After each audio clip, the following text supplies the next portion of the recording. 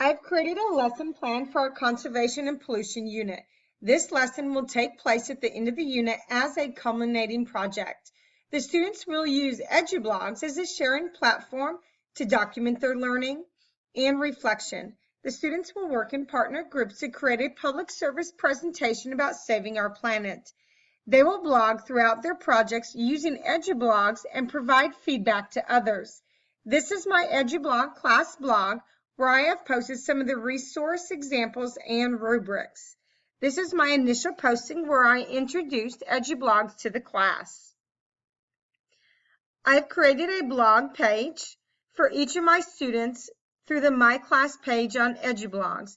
This is where the students will post their blog entries and provide feedback to others.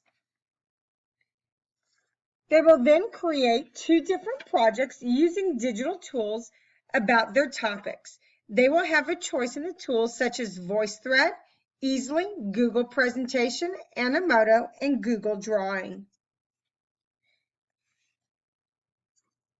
I've created a blog post showing examples of the digital tools that they will use.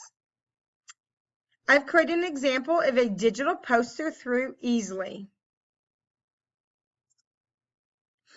There are many pre-made templates to choose from. Through Easily, you can also create groups within your account for easy student use and access. I've also created a Google presentation as an example for the students. My students are very familiar with Google presentations, and it also allows for easy collaboration among the students. After they have completed their digital projects, they will do a final blog posting about their project and uploading both products onto their blog. Once their blog post is completed, they will present it to one class in our school. Their blogs will also be available to our school community on our school's website. Throughout the lesson, they will use a checklist to keep them on track, and so I can use it as a quick formative assessment. They will have, here's a copy of their checklist that they will have access to throughout the project through our class blog, and also a paper copy if needed. They will also have a collaborative participation rubric to help guide them through this process and evaluate themselves and their groups. This rubric will be used as part of their final grade and their final overall rubric.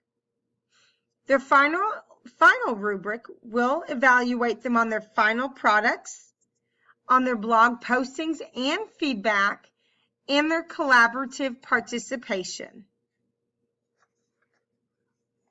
And all of this can be found, they will have a digital copy of all of these, plus it can be found on the EduBlog website, in addition to a paper copy if needed.